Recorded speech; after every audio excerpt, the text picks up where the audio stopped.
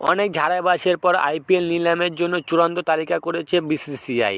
প্রায় 1100 জন প্লেয়ারের মধ্যে 333 জনকে বেছে নিয়েছেন আইপিএল কর্তৃপক্ষ।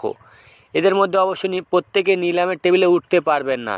এদের মধ্যে 10টা ফ্র্যাঞ্চাইজি যেসব প্লেয়ারদেরকে বেছে নেবে তারাই উঠতে পারবেন। এই 333 জনের মধ্যে রয়েছে বাংলা থেকে রয়েছে 9 জন ক্রিকেটার।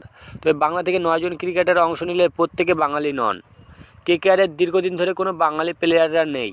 বারবার সমর্থকরা কেকেআরে বাঙালি প্লেয়ারদের অন্তর্ভুক্ত দাবি করেছে, কিন্তু কেকেআর বাঙালি হিসেবে বাংলাদেশের প্লেয়ারকে রেখেছে। তবে এবার বাঙালি প্লেয়ারদের দেখলে তাদের মধ্যে কিন্তু তালিকাটা অনেক বেশি। এবার বাংলা থেকে 9 জন প্লেয়ার নাম লেখালেও তাদের মধ্যে থেকে বাঙালি হচ্ছেন মাত্র 4 জন। বাকিরা বাংলার হয়ে খেললেও বাঙালি নন, ভিন রাজ্যের বাসিন্দা। এরা একই সঙ্গে রয়েছে অসম ক্রিকেট অ্যাসোসিয়েশনের পক্ষ থেকে এবার আইপিএল নিলামে ড্রাফটে থাকা প্লেয়ারের নাম ঘোষণা করেছে।